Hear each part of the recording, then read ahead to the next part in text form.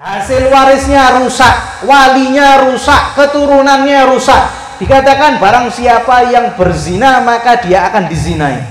Hati-hati, seorang lelaki atau seorang wanita hendaknya dia menjaga dirinya dan juga keturunannya. Ketika dia berzina, putrinya tidak akan lepas, keturunannya tidak akan lepas, pasti akan dizinai balik. Waliyadzubillah. Makanya kita ini bawa, bukan bawa cuma diri kita saja. Kalau seandainya kita itu berzina, takutnya ibu kita tidak selamat, putri kita tidak selamat, cucu kita tidak selamat. Makanya kalau seandainya berzina, taubat kepada Allah Subhanahu wa taala dengan sebaik-baik taubat, karena Allah Subhanahu wa taala akan menerimanya.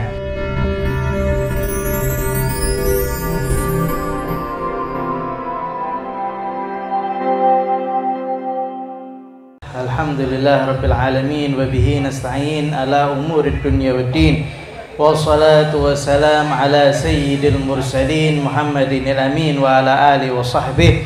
Rabbi shrah li sadri wa yassir li amri wahlul 'uqdatam min lisani yafqahu qawli wahdi qalbi wa saddid lisani bihaqqi sayyidina Muhammadin sallallahu alaihi wa ala alihi wa sahbihi wasallam. Allahumma salli wa sallim ala sayyidina Muhammad miftahi babi rahmatillah adada ma fi ilmillah, salatan wa salaman daimaini bidawami mulkillah wa ala alihi wa sahbihi, amma ba'd. Alhamdulillah, segala puji bagi Allah Subhanahu wa taala yang telah mengumpulkan kita di majlis yang insyaallah penuh barokah ini. Semoga berkat majlis ini, sebagaimana kita kumpul di dunia, maka kita juga dikumpulkan bareng nanti di akhirat. Amin Allahumma. Sebagaimana kita kumpul di dunia, nanti kita juga kumpul di surga bersama. Amin Allahumma. Karena nanti kalau di surga, seorang itu sudah masuk surga, maka dia mencari temannya. Dia itu mencari temannya, mana fulan bin fulan yang biasanya datang majelis sama saya, kok tidak kelihatan. Maka malaikat mengatakan sesungguhnya dia itu termasuk yang amalnya kurang, sehingga masuk ke tempat pencucian. Maka temannya mengatakan, ya Allah, sesungguhnya ini dia kalau misalkan di Solo itu termasuk yang datang majelis sama saya, termasuk yang gerakkan saya untuk hadir majelis. Ya Allah, kumpulkan dia bersama kami. Maka Allah Subhanahu wa taala ngangkat berkat apa? Berkat teman yang sering duduk bareng ke tempat-tempat yang baik. Ini yang namanya teman sejati. Teman yang memberikan manfaat di dunia sampai di akhirat. Tapi kalau seandainya temannya lain, jalur kiri, maka dikatakan di dalam Al-Quran, al-akhillau yawma idzin ba'dhum li ba'dhin adu illal muttaqin. Sesungguhnya al-akhilla ini apa? Teman karib. Teman karib, tapi dia berkumpulnya hanya ke tempat-tempat yang buruk. Temen yang ngajai tidak sholat, ayo tidak sholat. Temen yang ngajai mendem, ayo mendem. Temen yang ngajai judi, ayo judi. Dia mampu untuk berkorban untuk temennya ini. Temennya mampu muatkan duit, rekoso. Sing penting koncoku ini ikut, ya, have fun bareng-bareng, seneng bareng-bareng. Ya, nanti apa? Ba'dhum li ba'dhin adu. Orang-orang yang seperti ini nanti di hari kiamat mereka akan saling bermusuhan. Mereka akan mengaku, ya Allah yang ngajak dia, ya Allah. Sedangkan temannya lagi mengatakan, ya Allah yang ngajak dia. Mereka bermusuhan satu sama yang lain, sehingga mereka berdoa atau berharap, seandainya aku tidak pernah duduk sama orang ini. Di dunia dia bisa ngejor, dia bantu, luar biasa mati-matian. Tapi kalau seandainya dia berjalan di dalam maksiat Allah Subhanahu wa taala, nanti di hari kiamat dia akan menyesal pernah berteman dengan orang-orang tersebut. Semoga Allah Subhanahu wa taala menjadikan kita ini termasuk yang berkumpul atas jalan Allah Subhanahu wa taala. Amin Allahumma. Sehingga kita yang berteman, yang ngajak ke majelis juga termasuk yang mendapatkan keberkahan daripada Allah Subhanahu wa taala. Amin Allahumma amin. Dan alhamdulillah kita ini termasuk yang merayakan daripada Isra dan Mi'raj. Sebagian ini bertanya, kenapa sih kok harus melaksanakan Isra wal Mi'raj, sedangkan Nabi setelah kejadian Isra Mi'raj tidak pernah apa? Merayakannya. Nah, ini kalau orang-orang bertanya seperti ini berarti dia tidak pernah baca hadis tentang Isra dan Mi'raj. Kenapa? Hadis Isra dan Mi'raj itu menjelaskan kepada kita Sayyidina Ibrahim nyuruh Nabi Muhammad SAW untuk sholat di tempat di mana dilahirkannya Sayyidina Isa. Nah, Sayyidina Jibril memerintahkan Nabi Muhammad SAW untuk sholat 2 rakaat di Jabal Turi Sina, yang mana Sayyidina Musa berbicara kepada Allah Subhanahu wa taala langsung. Nah, ini Sayyidina Jibril nyuruh Nabi untuk tabarukan. Ya, Sayyidina Jibril ini NU nih kayaknya. Nyuruh apa? Nyuruh tabarukan. Nah, kalau seandainya kita ini tidak mau tabarukan, ini kita belajar dari mana? Isra Mi'raj ngajarkan kita untuk tabarukan. Sayyidina Isa lahir. Sekarang Sayyidina Isa di mana? Di langit. Tapi tempat kelahirannya dikasih keberkahan oleh Allah Subhanahu wa taala. Bagaimana tempat kelahiran Nabi Muhammad sallallahu alaihi wasallam? Bagaimana hari dilahirkannya Nabi Muhammad sallallahu alaihi wasallam? Bagaimana dengan hari yang mana hari ini hari yang terbaik bagi Nabi Muhammad sallallahu alaihi wasallam, di mana Sayyidina Musa Sayyidina Musa minta untuk apa? Untuk bisa untuk melihat Allah Subhanahu wa taala. Rabbi arini anzur ilaik. Ya Allah, coba engkau kuatkan aku untuk bisa melihatmu. Kalau seandainya diberi kekuatan oleh Allah Subhanahu wa taala, maka seseorang itu bisa melihat Allah Subhanahu wa taala. Sehingga yang diminta oleh Sayyidina Musa ini apa? Dimungkinkan untuk melihat Allah Subhanahu wa taala. Tapi Allah Subhanahu wa taala mengatakan lantarani, engkau tidak akan mampu karena jasadmu itu tidak kuat, matamu tidak bakal kuat. Tapi Sayyidina Nabi Muhammad sallallahu alaihi wasallam langsung diajak Allah Subhanahu wa taala sampai ke Sidratil Muntaha, yang mana Sayyidina Ibrahim alaihi salatu wasallam tidak mampu untuk berjumpa dengan Allah Subhanahu wa taala. Diriwayatkan bahwasanya antara Allah Subhanahu wa taala dengan Sayyidina Ibrahim itu ada Sayyidina Jibril itu ada 70 hijab. 70 apa? Penghalang. Kata Sayyidina Jibril, wahai Muhammad, kalau seandainya aku melangkah satu langkah saja melewati batasan yang sudah ditentukan oleh Allah Subhanahu wa taala, niscaya tubuhku akan terbakar, tidak mampu untuk memegang daripada cahaya Allah Subhanahu wa taala. Dan Sayyidina Jibril memiliki 600 sayap, yang satu sayapnya kalau dibentangkan maka dari barat sampai timur di dunia ini tertutup. Tetapi Nabi Muhammad sallallahu alaihi wasallam berangkat menuju Allah Subhanahu wa taala. Maka kadzabal fuadu ma ra'a. Apa yang dilihat oleh Nabi Muhammad sallallahu alaihi wasallam itu tidak dusta.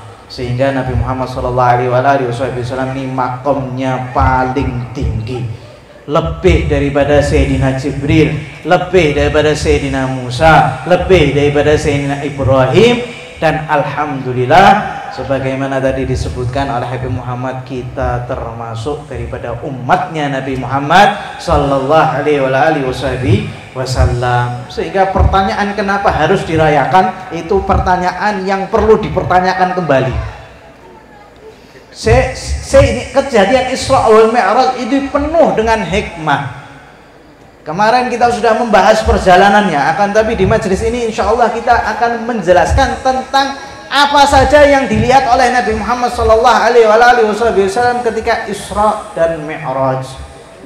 Salah satunya Nabi Muhammad sallallahu alaihi wasallam melihat sekelompok orang yang kepalanya itu besar kemudian dihancurkan. Ketika hancur dikembalikan seperti sedia kala kemudian dihancurkan lagi. Maka Sayyidina Nabi Muhammad sallallahu alaihi wasallam bertanya kepada Sayyidina Jibril, "Wahai Jibril, apa itu?" Maka Sayyidina Jibril menjelaskan, "Wahai Muhammad, sesungguhnya ini adalah umatmu yang mana mereka berat untuk melaksanakan sholat."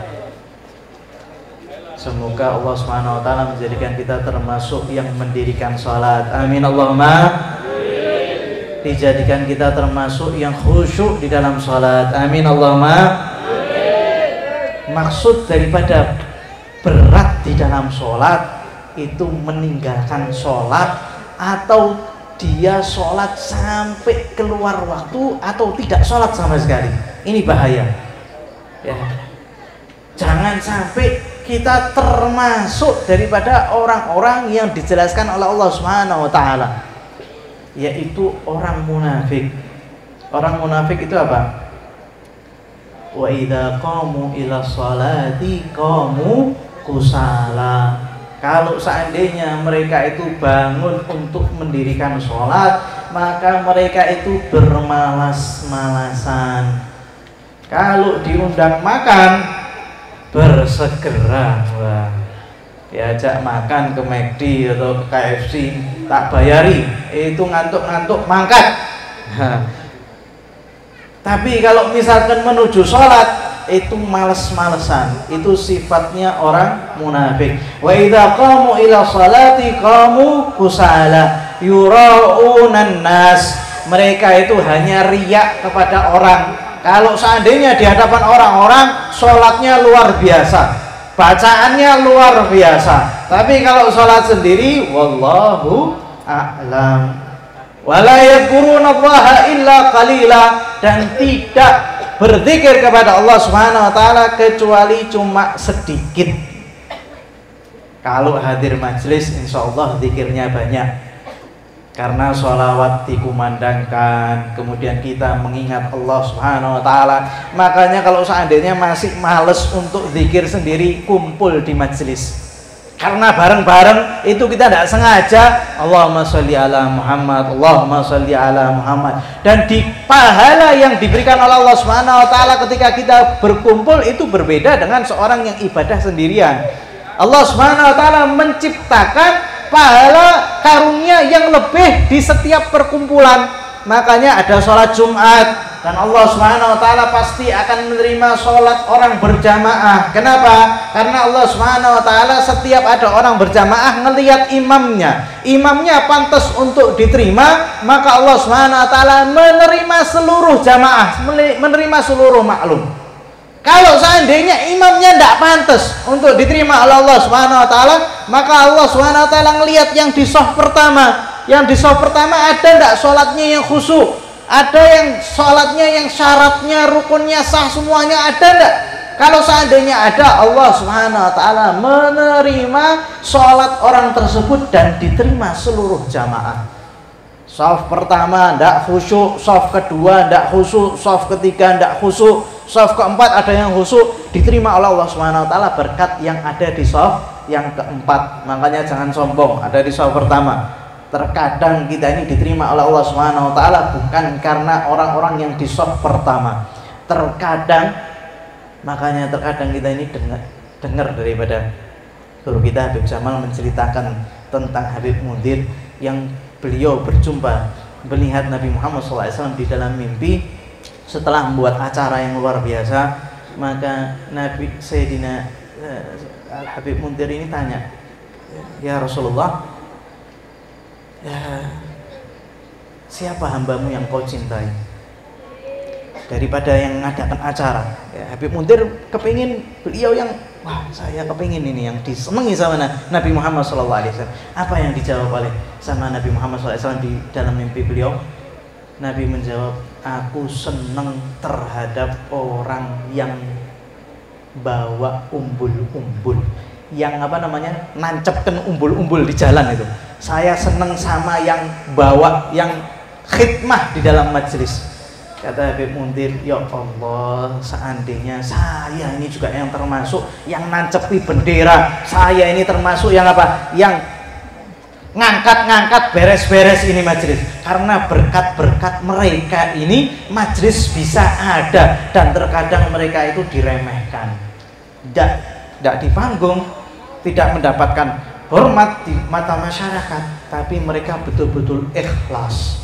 Sehingga ini yang paling disenangi oleh Nabi Muhammad SAW, dan itu juga berlaku ketika Al Habib Ali bin Muhammad Al Habsyi, ketika beliau ditanya siapa dari antara majelis ini yang paling engkau senangi wahai Habib Ali, maka Habib Ali menjawab, itu yang bagikan kopi yang membuat aku cinta. Sehingga terkadang kita nggak tahu berkat siapa amal kita ini diterima oleh Allah Subhanahu wa Ta'ala. Terkadang mungkin berkat yang di saf terakhir, kalau seandainya dari imam, dari makmum, semuanya tidak ada yang pantas untuk diterima oleh Allah Subhanahu wa Ta'ala sholatnya, lebih Allah Subhanahu wa Ta'ala menerima sholat mereka berkat mereka sholat berjamaah.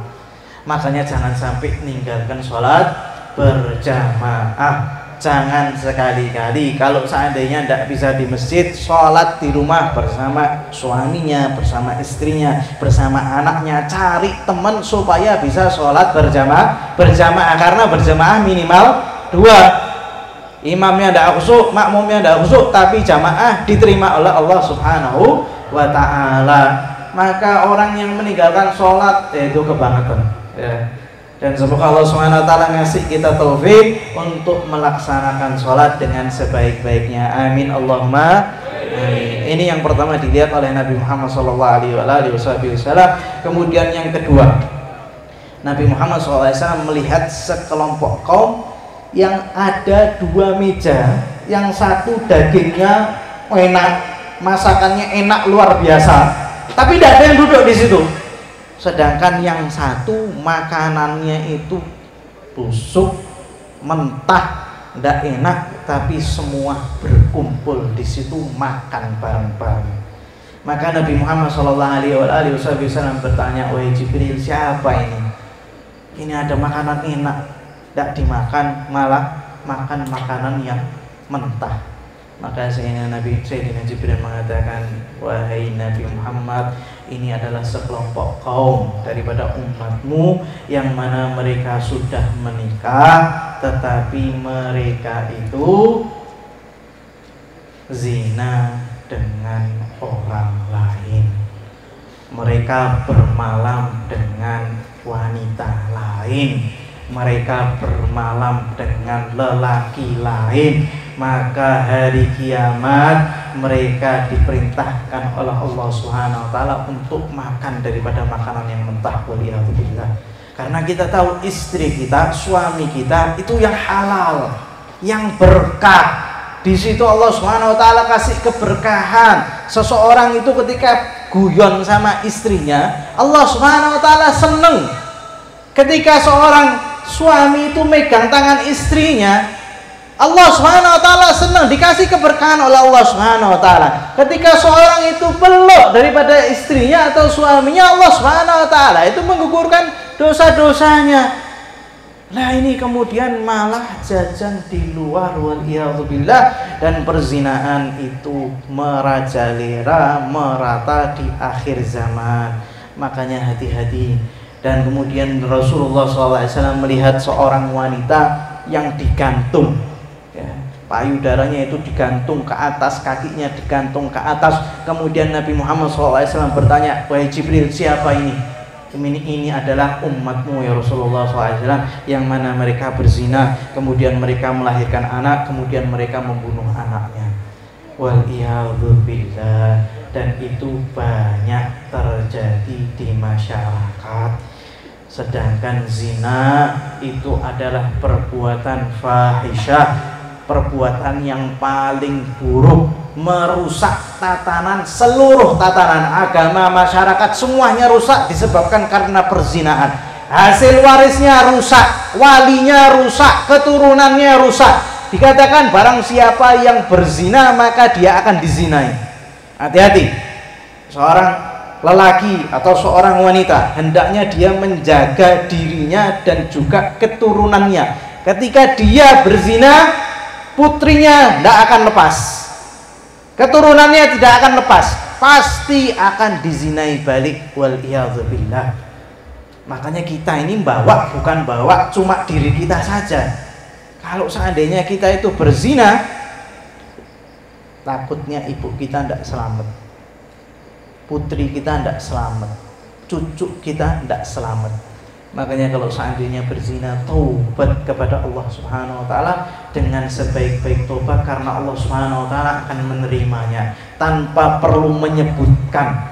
Tidak perlu kita menyebutkan saya pernah begini, saya pernah begini, karena sesungguhnya itu termasuk mujaharah. Mujaharah itu apa? Terang-terangan di dalam berdosa. Sesungguhnya Allah Subhanahu wa taala tidak akan mengampuni orang-orang yang berdosa terang-terangan. Kata Nabi Muhammad SAW, termasuk mujaharah, termasuk terang-terangan apa? Semalam seseorang itu bermaksiat, kemudian besok harinya dia ngobrol sama temennya, ngabari, tadi malam saya ini ketemu sama siapa ini, perempuan misalkan, ya kita anggap mawar lah, contoh ya. Wah, apik tenan, bodi ini apik tenan, tak ajak ke sini, tak ajak ke hotel. Kemudian dia ceritakan sama temen-temennya, zinanya dia sendiri, tapi dia ngabari temen-temennya. Itu namanya terang-terangan, dan itu dosa yang sulit untuk dihapus. Nanti kalau seandainya dosa itu mau dihapus, maka temen-temennya itu ngomong, ya Allah, bagaimana kamu nih, dia ini termasuk yang zina di tempat ini, di hotel ini, jam segini. Buktinya apa? Dia yang ngomong sendiri, ya Allah. Wa may yalfadhu min qaulin illa waladhi raqibun atid. Dan tidak ada seorang itu berucap melainkan kanan dan kirinya itu ada raqib dan atid. Tinggal lihat catatan, betul ya Allah. Wes habis ya. Makanya tidak boleh seseorang itu terang-terangan. Jangan cerita sama sekali. Kalau seandainya ada dosa yang pernah kita lakukan, diem.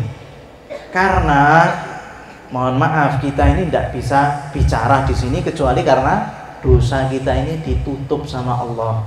Kita tidak bisa kumpul bareng ini kecuali dosa kita ini ditutup sama Allah Subhanahu wa taala. Kalau tidak ditutup, kita tidak bisa bicara. Kita juga tidak bisa duduk, kita tidak bisa ketemu, bahkan kita tidak bisa menghormati satu sama yang lain. Hati-hati.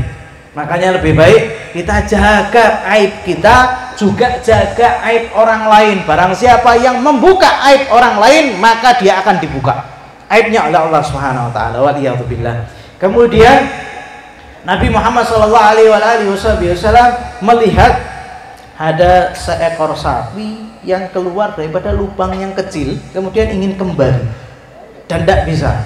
Maka Sayyidina Nabi tanya, wahai Jibril, siapa ini? Ini adalah umatmu yang mana mereka berucap dengan ucapan yang sedikit tapi akibatnya itu besar, dan dia menyesal, akan tapi dia sudah tidak bisa lagi untuk untuk ngambil daripada ucapannya. Nah, ini sudah banyak terjadi di masyarakat.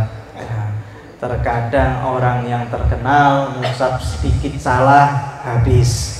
Terkadang pemuka agama salah berucap habis. Makanya Nabi Muhammad SAW beliau mengatakan, kalau seandainya engkau ingin selamat, amsik alaika hada, pegangan lisanmu, jangan berbicara macam-macam, jangan ngomongi orang, jangan ghibah, jangan ikut-ikut ngomentari apa yang belum kita ketahui sepenuhnya. Lah kita ini bahaya, kita buka TV ngomongi orang, buka media sosial ngomongi orang, diadu satu sama yang lain. Maka di antara cara kita di dalam berdakwah itu, kita tidak boleh menyebutkan satu nama pun.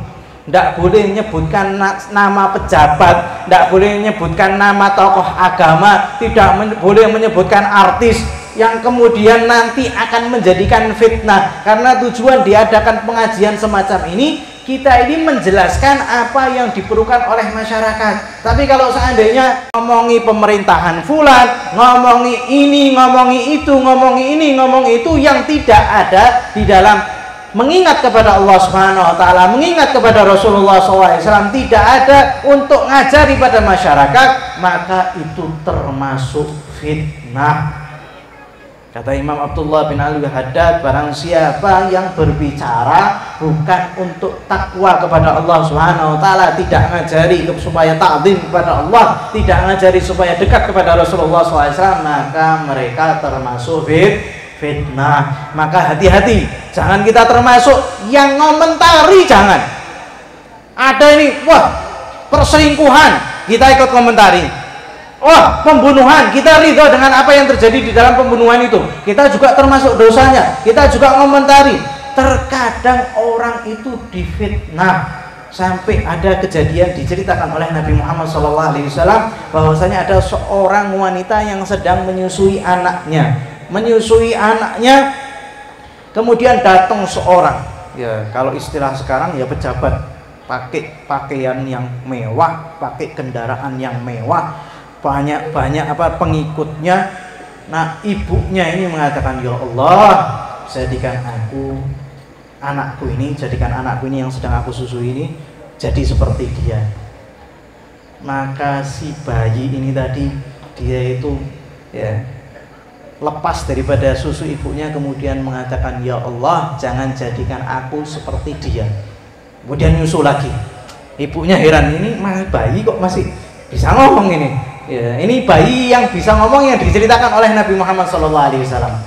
Kemudian tidak lama, tiba-tiba ada seorang wanita yang digiring sama masyarakat, dilempari, dicaci, dikatakan, wahai pezina, ini orang zina. Maka kata bayinya itu melepas daripada susu ibunya, kemudian mengatakan, ya Allah, ya jadikan aku seperti dia. Padahal ibunya sudah doa, ya Allah, jangan jadikan anakku seperti dia. Digiring sama masyarakat, disakiti, dimaki, tidak ada nilainya di mata masyarakat. Maka kemudian bayinya ini mengatakan, ya Allah, jadikan aku seperti dia. Ini ibunya sudah marah ini. Nah, saya doakan kamu supaya kamu ini menjadi orang yang terhormat, memiliki kendaraan, memiliki pengikut. Lah kok kamu malah tidak mau? Ini ada orang yang berzina, dicaci maki, malah kamu itu minta menjadi seperti dia. Maka bayi ini tadi kemudian lepas daripada susu ibunya, kemudian mengatakan, ya ummah, wahai ibu, sesungguhnya orang tadi yang dia itu memiliki pengikut, yang dia memiliki kendaraan, dia termasuk jabbar, orang yang semena-mena dengan masyarakatnya, orang semena-mena dengan kekuasaannya, orang yang zalim. Maka aku minta kepada Allah Subhanahu wa taala supaya tidak dijadikan termasuk orang yang zalim. Sedangkan wanita ini tadi, dia digiring, dikatakan pezina, sedangkan dia bukan pezina, dia termasuk orang yang dizalimi, dan Allah Subhanahu wa taala mengangkat derajatnya. Maka aku minta kepada Allah Subhanahu wa taala supaya dijadikan seperti dia. Nah, ini masyarakat kan kita tidak tahu apa yang terjadi cuma di media. Media itu cuma dimunculkan sesuai dengan kepentingan medianya. Kalau cocok sama orang ini, kebaikannya ditunjukkan. Kalau tidak cocok sama orang ini, keburukannya juga ditunjukkan. Makanya kita jangan jadi seperti orang yang mana ngikut kanan, ngikut kiri, ngikut kanan, ngikut kiri. Kita punya jalan daripada Nabi Muhammad SAW. Jangan berucap kecuali kebaikan. Maka saya sering nasihati kepada istri saya, la yakhruj minnak illa zain, jangan keluar daripada lisanmu kecuali yang baik-baik saja. Kita tahu ini orang ini buruk, orang ini maksiat luar biasa, orang ini ahli zina, orang ini ahli minum khamr. Kita ditanya bagaimana fulan, jangan sampai keluar daripada lisan kita kecuali yang baik. Masya Allah, dia baik, dia bekerja, dia membantu orang-orang di sekitarnya. Tidak perlu kita nyebutkan dia ahli zina, dia minum khamr, dia begini, dia begini. Kita sama saja. Dia maksiat, kita juga ghibah wal iyadzubillah. Maka kata Imam Ghazali sebagai penutupan, kalau jenengan kepingin tahu tentang baik atau tidaknya seseorang, coba sebutkan satu orang yang kamu kenal atau dia kenal, yang sama-sama dikenal. Sebutkan, kamu kenal fulan, kenal. Kalau yang keluar daripada lisan dia yang baik-baik saja, maka ketahuilah dia termasuk orang baik. Kalau seandainya yang keluar itu buruk, maka dia termasuk orang buruk, karena tidak yang keluar daripada lisan, melainkan itu hasil daripada hati seseorang. Hatinya kotor, lisannya juga kotor. Ini sebagian daripada apa yang dilihat oleh Nabi Muhammad sallallahu alaihi wasallam di dalam Isra wal Mi'raj. Adapun Isra wal Mi'raj itu cerita yang sangat panjang. Kemarin kita ceritakan perjalanan itu tidak cukup setengah jam. Itu belum cerita-cerita yang apa yang dilihat oleh Nabi Muhammad sallallahu alaihi wasallam. Tapi insyaallah berkumpulnya kita ini merayakan daripada Isra Mi'raj ini termasuk bukti cinta kita kepada Nabi Muhammad sallallahu alaihi wasallam.